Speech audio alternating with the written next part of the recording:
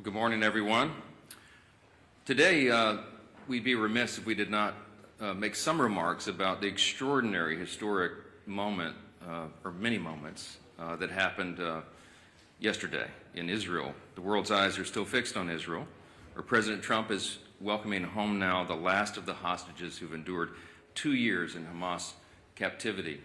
I thought it was remarkable. I saw a video last night of one of the released hostages who made the point that as soon as the election was held in November in the United States, Hamas began to treat him and his fellow hostages much better. They fed them better, they respected them more, they changed the tone of how they treated them, they no longer spit upon them, as he said in his own words. Elections have consequences. And he said or implied that the Hamas was counting on Kamala Harris to win and not President Donald J. Trump. But thankfully for the whole world, that didn't happen. And this is an historic moment. It deserves enormous credit and recognition on the world stage. It's truly, truly historic. For generations, we have aspired to peace in the Middle East, everyone around the world, and now President Trump has delivered it. I'm going to make an announcement today. It's the announcement in the U.S. that was made in the Knesset yesterday. I'm proud to tell you that together with my friend Speaker Ohana of the Israeli Knesset, the equivalent of our Congress, we're going to embark upon a project together to rally speakers and presidents of parliaments around the world so that we will jointly nominate President Donald J. Trump for next year's Nobel Peace Prize. No one has ever deserved that prize more, and that is an objective fact. As Speaker Ohana said before the Knesset yesterday, quote, "Whoever saves one life, it is though he has saved an entire world." That's what some of the rabbis there would say, some of the sages he noted would say. It's an indisputable fact that no president has undertaken the work of saving lives and pursuing peace with such determination and with such remarkable success as President Trump. And under his leadership, we are witnessing the dawn of a new golden age, not just for America, but for the entire free world. The world is changed by these actions and strong leadership. American strength is good for free people around the world, as we say always, and peace through strength is maintained. There will be more to share on this in the weeks ahead, but today marks the start of this effort that we'll embark upon together, this joint parliamentary project, and I'm honored to do it alongside our ally and my counterpart in Israel in leading that effort. Welcome to day 14 of the Democrat government shutdown. It's 2 weeks of Democrats in Congress inflicting untold pain on the American people for nothing other than pure politics, as we've explained at this podium every day of the shutdown. Today, Senate Democrats will have their 8th chance to end this mess by passing our clean, nonpartisan continuing resolution, the government funding bill that would end all of this immediately. Over 3 weeks ago, the House passed that bill, and you all know the details of it. It is completely clean. There are no policy changes, no partisan riders, no gimmicks or tricks at all. All it does is keep the lights on at the current funding levels for a few extra weeks while we complete the normal appropriations process. Now compare that to the Democrats' counterproposal. They're demanding $1.5 trillion in new spending paid for by American taxpayers. And I want you to be specific. I want us to be specific. I want you to note what that counterproposal includes, because we've not yet gone into all the details of it, because it's large and very absurd. But here's some of the highlights of this. It would reverse common sense reforms that Republicans made in the Working Families Tax Cut that keep illegal aliens off taxpayer-funded health care. This is a fact. Page 57, section 2141 of their counterproposal, as we've been posting everywhere. And it would, they would add the illegal aliens, non-citizens, back to taxpayer-funded benefits. It would cost taxpayers nearly $200 billion. They would also remove a very reasonable and modest work requirement that we put on able-bodied young men with no dependents. As we've said, they should not be riding the wagon and taking Medicaid. That is intended for vulnerable populations, the elderly, disabled, and young pregnant women, for example, and not young able-bodied men without dependents who are playing video games. We put that into the law because it's common sense. Their counterproposal would reverse that. So taxpayers would be funding them again.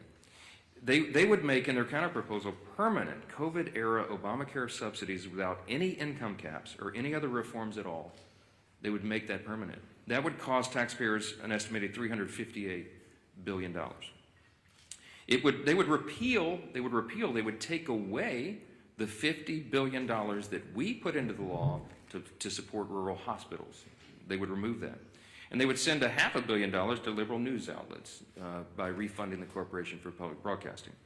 It would also restore up to $5 billion of American taxpayer funds for wasteful spending for international projects. Here's a couple of examples. This is in their legislation, their counterproposal on the CR to keep the lights open. This is what they want to do. They want to spend $24.6 million of your hard-earned dollars as a taxpayer for climate resilience in Honduras. They want to spend $13.4 million for civic engagement in Zimbabwe.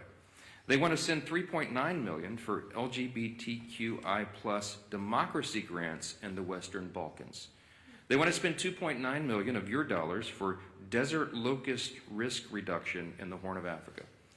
And $2 million for, quote, organizing for feminist democratic principles in Africa. We are not doing that. These are unserious proposals from unserious people, and they are playing games while real Americans are being harmed adversely by the shutdown. Yesterday, I read you an excerpt from President Obama's speech during the 2013 shutdown when he advocated for a clean CR to reopen the government and resume negotiations. It sounded very familiar. Democrats cheered him on back then, including Chuck Schumer. He himself said some Republicans' refusal to support a clean CR back then was, quote, the politics of idiocy. Take him at his word. So yesterday we decided to do a little count of the number of times that Chuck Schumer has supported continuing resolutions just since he became the leader of the Democrats in the Senate in 2017. That number came out to 29 out of 30 continuing resolutions. That's how many times he wholeheartedly, enthusiastically supported CRs enacted into law. That's a 97% support rate. What's changed? Well, this time his job is on the line. And we've explained this very clearly because everybody can see the obvious political motivation here behind his decision to shut the government down right now. He helped us avert a shutdown in March by doing the right thing and supporting virtually the identically same continuing CR that we're offering today. And his radical base went crazy, and they haven't forgiven him for it. That's why Chuck Schumer is opposed to it today. That's what changed. It's very obvious. This government shutdown is plainly and simply an exercise in image rehabilitation. This is an attempt at image rehabilitation for Chuck Schumer. So selfishly, completely about himself, he is shutting the government down to hurt other people. He needs to show a fight against President Trump so he can keep his left base happy through the next election cycle. How do we know that? Well, his record shows the obvious truth about it. Again, look at the numbers. Chuck Schumer supported CRs to help avert a government shutdown 29 out of 30 times as leader of his party. And he emphatically supported every single CR enacted into law since 2017, except for one. And of course, you won't have to do much research to figure out who was in the White House during that time. If you said Donald Trump, you'd be right. And it doesn't take a genius to see that's exactly the same reason why he's doing this causing these antics today. So what you'll also notice about the CRs is that they become routine. It's the routine thing to do around here. It's Washington's bad habit. And a CR was meant to be a temporary measure, is meant and designed to just keep the government open and funded for the people while Congress finishes its work on a final budget. And that's not happened in a long time. CRs have become too common. It's the status quo. It's not the way the founders intended for this process to work. The appropriations process was envisioned to be an exercise in good stewardship. They wanted the members of Congress to have open, transparent, bipartisan, line-by-line debate so that we could spend the people's money wisely. And that's precisely what Republicans are so eager to return to and what we have achieved. We are pushing that boulder uphill, as I've said, and for the first time since 2019, both chambers, House and Senate, have made real progress towards that stewardship goal. But we just need a little more time to finish it. That's the only thing the House passed CR does. It's a clean, short-term, nonpartisan continuance of funding so that that process can work out. Now, you've all heard Chuck Schumer demand that Republicans have to come to the negotiating table. Well before, this is an important answer to some of the questions that I anticipate you'll ask later because it comes up in every press conference. Why won't you negotiate? Here's the point. We were already doing that. Before the Democrats recklessly shut down the government for their own political purposes, Republicans and Democrats were already engaged in responsible, open, bipartisan processes to find answers to these problems. And what Chuck Schumer means when he says that he wants us to negotiate is that he is demanding, and he said it publicly, I can't believe he says the quiet parts out loud sometimes, but he wants a backroom deal.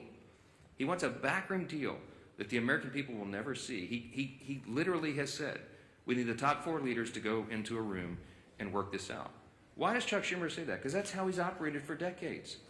He's been in Congress since 1980. I was 9 years old in the 3rd grade when Chuck Schumer got here, okay? He is the broken status quo. We are trying to break the status quo so government works better for the people. And Chuck Schumer is resistant to that because he can't even imagine the way the founders intended for this to work. He doesn't want this open, everybody involved, all members, bottom-up process. He wants 4 people to go in a back room and just make this deal and hoist it down upon everybody else. I'm not participating in that. Chuck Schumer doesn't like that. He doesn't like that we're trying to get Washington to work again because he doesn't know how to operate in that kind of system. And we're certainly not going to allow the American people to be taken hostage for his political gain. I'm going to hand it off first here to the indomitable Dr. Virginia Fox. She is the chairwoman of our House Rules Committee. We call her the Iron Lady of the House. I know she has a lot to say about Democrats' obstruction. She's going to lay out some of the indisputable facts of this government shutdown. Dr. Fox? Thank you, Mr. Speaker. Thanks for your continued work in calling attention to the facts. You remain consistent and concise in explaining to the American people that the Democrats have shut down the government.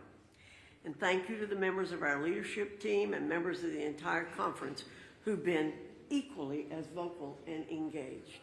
I've listened to the arguments that Democrats have been making since they shut down the government, and I cannot help but shake my head in utter disgust every time. They continue to lie like a rug. They're trying desperately to change the conversation and deflect because they know they're in the wrong and they've dug themselves into a deep, deep hole. We've now entered day 14 of their government shutdown, and as the days go on, more Americans are feeling the pain. Make no mistake about it, this is real pain being inflicted upon real people. Today, 400,000 federal workers will receive partial paychecks. The Speaker called attention to this last week. This will be the last paycheck that these federal workers receive until Democrats grow a spine and reopen the federal government. Meanwhile, you have Chuck Schumer in the Senate who said in a recent interview, quote, "Every day gets better for us," end quote. His statement is as callous as it is tone deaf, and it reveals to everyone how the Democrats continue to use hardworking Americans as pawns in their own grotesque political game. I'll close with a quick observation. As the Speaker said previously, there's a real split screen here in Washington that the American people are watching. While Republicans are the ones who have voted and are continuing to vote to reopen the government, Democrats have treated their own shutdown as one big attention-getting activity. They've taken shutdown selfies, posted weird videos of themselves doing everything except working, and they even hosted a live stream that failed to gain any traction whatsoever. How embarrassing. These are not serious people. They continue to play a dangerous game with the livelihoods of Americans. And contrary to what Democrats believe, every day of this shutdown does not get any better for the American people. That's a stone cold fact. Thank you, Mr. Speaker. Thank you. Well, thank you, Chair Fox. And as the Speaker talked about, a lot of people say, why have the Democrats continued this charade of shutting down the government and inflicting pain, real pain, on millions of families across America. And the Speaker laid it out real clear. Chuck Schumer filed an alternative bill weeks ago of his list of demands, literally a list of demands that he said have to be met before he releases the American people from this torrential pain he's inflicting. And it includes $1.5 trillion of new spending on far left wish lists. Things like, yes, taxpayer-funded health care for illegals. It's in Chuck Schumer's bill. He guts rural hospitals, all as part of his demand to open up the government. It's not only not serious, it's also destructive. It's something that would actually hurt this country. And why? All so that he can show the radicals and the far left of his party that he's fighting Donald Trump. Everybody knows that's what this is about. Chuck Schumer is scared to death for his political future. He is way more concerned about his political job than he is about the jobs of millions of American families. And it's having a real impact on those families.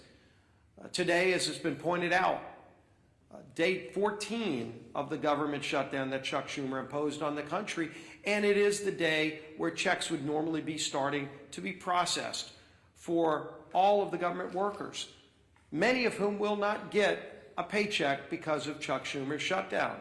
You're already starting to see flight delays, families trying to go visit a relative, maybe go see one of their family members get married, go on a family vacation. They're not able to do that because of Chuck Schumer's shutdown. Our men and women in uniform at risk of losing their pay. And I will credit Donald Trump for a lot of things, but if you look, President Trump has not sat by and just waited for Chuck Schumer to get over his tantrum. President Trump has continued to do his job for the American people. And thank God, because the world is a safer place with President Trump at the helm. We saw that yesterday. What an historic day. And again, a real contrast to the temper tantrum that Chuck Schumer's having to appease the most radical elements of the far left base here in America. President Trump traveled to Israel, traveled to Egypt to sign historic peace accords, to oversee the release of hostages. Finally, all of the living hostages returned home to their loved ones after more than 2 years since the October 7th attack by Hamas. And one of the hostages, I think it's really important to hear this, because when you talk about real leadership, not just here in America, and the leadership that President Trump has provided to our country, but what that leadership means to the world, not only to our allies, but to the bad guys around the world. And yes, there are really bad people around the world. One of the former hostages who was released yesterday, Omar Shem Tov, credited President Trump with getting the hostages home. And he said, Hamas, quote, was very scared of Trump. They wanted Kamala to be elected. As soon as Donald Trump was elected, they understood that he wanted to bring us back home. So immediately, the way they treated me changed. That was a direct quote from one of the hostages who was released yesterday. You can see that leadership by President Trump on the world stage. And just such an historic day, a day where people were literally dancing in the streets in Middle Eastern countries. Peace in the Middle East. It used to be a platitude that for decades seemed to be a mirage in the desert. And yesterday it became a reality because Donald Trump said he was going to do something that nobody else thought could be done, but he knew it had to be done. And he made it happen and gave so much closure, important closure to those families, brought their loved ones back home, but told the bad guys that you're on alert. It's a new day in the world. You've seen all countries come together to see that moment in Egypt where countries from all around the world stood up to terror and said, we're going to restore peace in the Middle East. We're all going to be a part of it. And there's only one man that brought that together, and it was Donald Trump. Even during a time where the contrast of Chuck Schumer throwing a temper tantrum here at home just to appease the most radical elements of his base, so that on the 18th, when they have the Hate America rally that everybody knows is coming, and that everybody knows Chuck Schumer needs to deliver a shutdown government to them to appease them. Well, how about you think about us? How about you think about those families who are struggling today because of Chuck Schumer's shutdown? There are real consequences to what Chuck Schumer is doing. Regardless of who he thinks he's appeasing, he is hurting so many people, millions and millions of people. But President Trump is not going to be daunted. President Trump found a way over the weekend to pay our troops. While he was finding peace in the Middle East, President Trump also found a way to say, even while Chuck Schumer doesn't care about our men and women in uniform, Donald Trump does. And he made sure that they will get their pay. But there's still so many others that won't because of Chuck Schumer's shutdown. This madness has to end. It is time for this shutdown to end. Chuck, don't wait for some mad march on the mall. Don't wait for some pats on the back for radical leftists who just want to hate America every single day because Donald Trump is in the White House. They can't celebrate the release of hostages because of the guy who achieved that release. That's a twisted small segment of our society. The rest of America is celebrating. The rest of America is proud of what we're achieving. And there's so much more that this great country can achieve if Chuck Schumer just got out of the way, just stopped blocking the progress that most Americans cherish, want, deserve. Our country deserves a whole lot better than what we're getting from the failed leadership. And as Speaker Johnson said, maybe it's because Chuck Schumer's been around too long and wants to hold on to the old way of doing things, the failed way of doing things, that he won't let it go. He won't allow a new, more transparent process for running the United States government. That you're seeing this leadership team, this president, delivering every single day. Chuck Schumer wants to hold on to the past, but the future is calling, and we're going to deliver. With that, let's bring up our whip.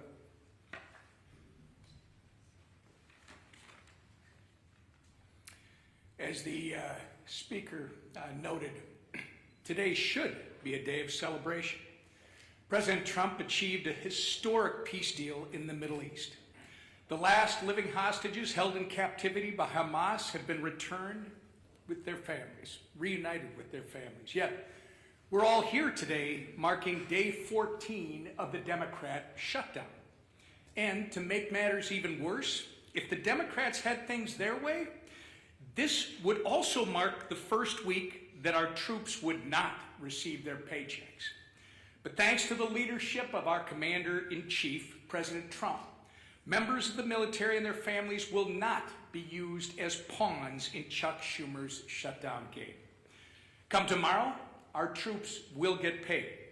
But the consequences of the Democrat shutdown are real.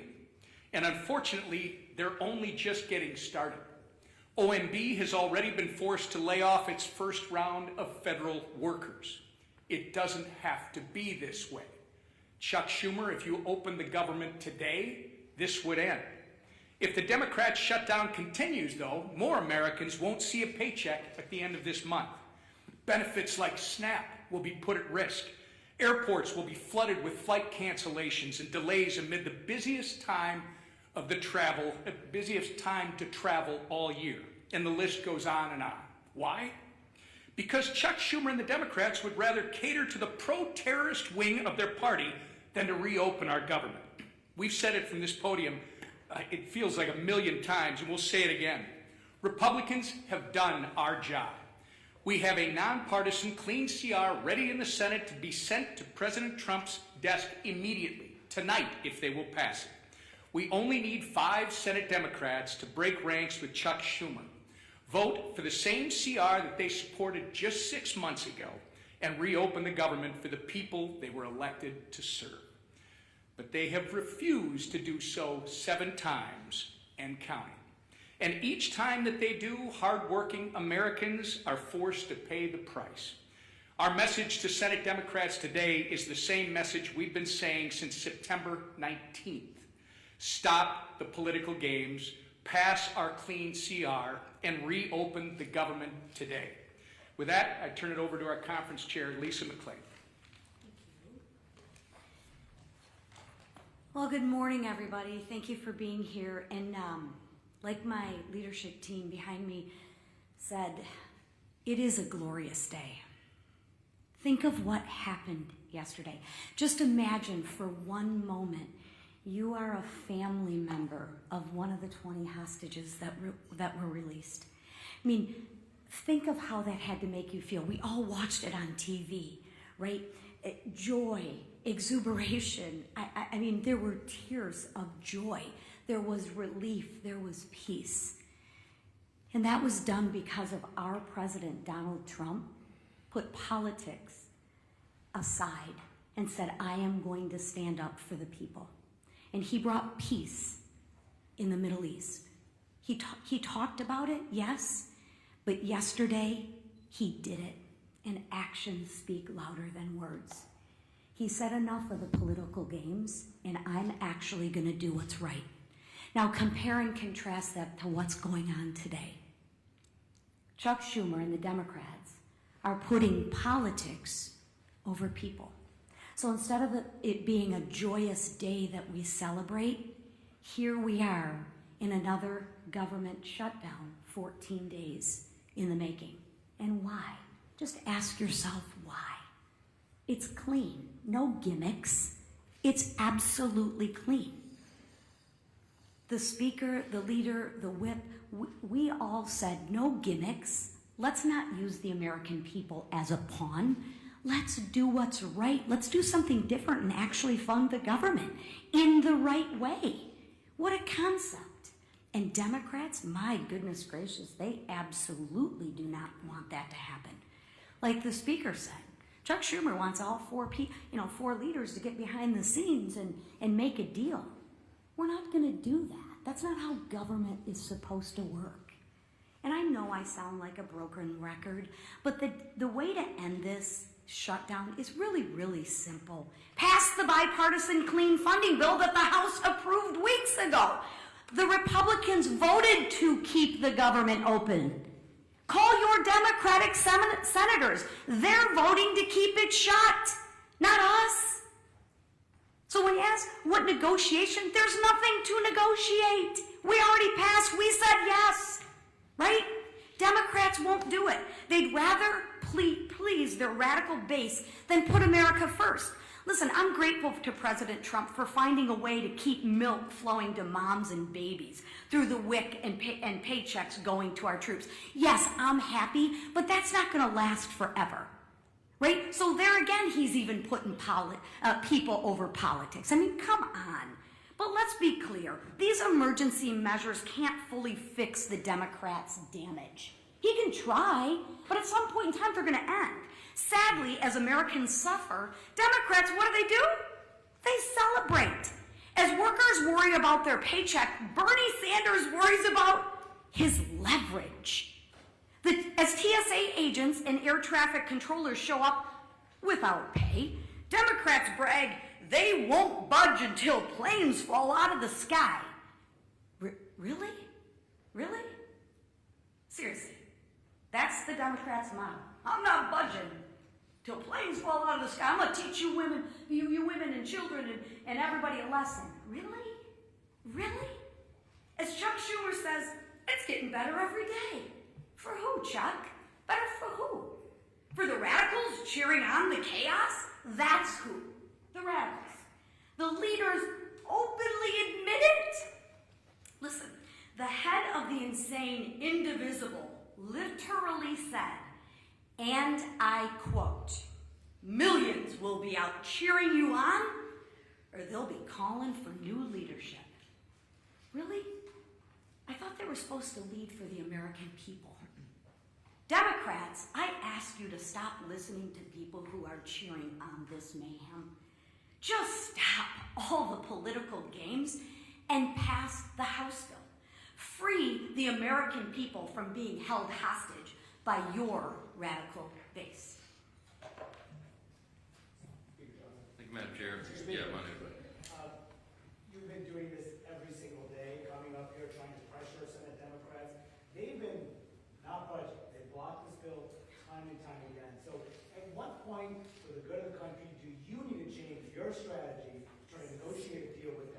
It's a great question.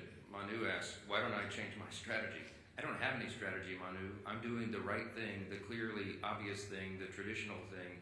That's exactly what Chuck Schumer voted for in March of this year and gave impassioned speeches was the right and only thing. I don't have anything to negotiate. I'll say this again to everyone here. We did not load up the temporary funding bill with any Republican priorities or partisan priorities at all. I don't have anything that I can take off of that document to make it more palatable for them. So all I am able to do is come to this microphone every day, look right into the camera and plead with the American people, as Chairwoman McClain said, to call your Senate Democrats and ask them to do the right thing. We're not playing games. They're playing a game. We're not.